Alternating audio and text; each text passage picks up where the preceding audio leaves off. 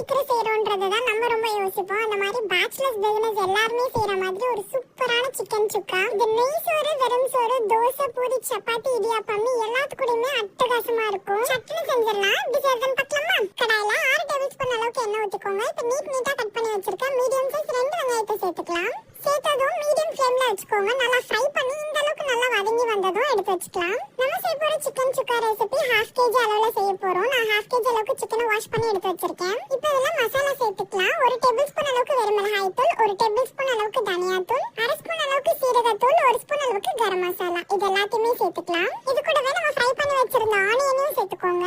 2 spoon அளவுக்கு இஞ்சி பூண்டு பேஸ்ட் சேர்த்துக்கலாம். இப்போ பாத்தீங்கன்னா நான் ஃபர்ஸ்ட் 1 ஸ்பூன் சேர்த்திருக்கேன். பத்தலனா அதுக்கப்புறம் பார்த்து சேர்த்துக்கலாம்னு. 1/4 ஸ்பூன் அளவுக்கு மஞ்சத்தூள், கட்டி தயிர் 3 டேபிள் ஸ்பூன், கஸ்தூரி மேத்தி அதாவது வெந்தயக்கீரைன்னு சொல்லுவாங்க, அதை சேர்த்துக்கலாம். இது எல்லாத்தையும் லைட்டா அந்த மாதிரி மிக்ஸ் பண்ணிக்கோங்க. 1 ஸ்பூன் அளவுக்கு நெய் சேர்த்துக்கலாம். இது எல்லாத்தையும் நல்லா கலந்து எடுத்துக்கலாம். நீங்க மறக்காம ஒரு 1/2 லெமன் போல ஸ்குவீஸ் பண்ணிக்கோங்க. நான் அதை மறந்துட்டேன். இதை மிக்ஸ் பண்ண உடனே குக் பண்ணிடாதீங்க. நல்லா ஒரு 1 மணி நேரம் ஊற விட்டுறலாம். அதுக்கப்புறம் செஞ்சா இன்னும் டேஸ்டியா இருக்கும். நம்ம ஆல்ரெடி வெங்காயம் ஃப்ரை பண்ணி வச்சிருந்தோம் இல்லையா, அந்த எண்ணெயிலே சேர்த்துக்கலாம். மீடியம் ஃப்ளேம்ல வச்சுட்டு எல்லாத்தையுமே நல்லா மிக்ஸ் பண்ணி விட்டுக்கலாம். ஒரு 1/2 நிமிஷம் நல்லா குக் பண்ணி விட்டுட்டு இப்போ க்ளோஸ் பண்ணிடலாம். இந்த மாதிரி சைடுல எண்ணெய்லாம் தெரிஞ்சு வரும் பாத்தீங்களா, அந்த டைம்ல ஓபன் பண்ணிடுங்க. இதோட க்ளோஸ் பண்ணிட்டு குக் பண்ண வேணாம். ஓபன்லயே வச்சுட்டு நல்லா இந்த மாதிரி கிளறி விட்டுட்டே இருந்தா நல்லா ட்ரை ஆகி சுக்கா மாதிரி வந்துடும். அவ்வளவுதாங்க, அருமையான சிக்கன் சுக்கா சூப்பரா ரெடி ஆயிடுச்சு. நல்லா சுட சுட வச்சுட்டு முறுமுறுன்னு தோசை, சப்பாத்தி, பரோட்டாவோட சாப்பிட்டீங்கன்னா அவ்வளவு டேஸ்டியா இருக்கும். கண்டிப்பா நீங்களும் இந்த ரெசிபியை ட்ரை பண்ணுங்க. மறக்காம நம்ம பேஜை ஃபாலோ பண்ணிக்கோங்க. பாய்.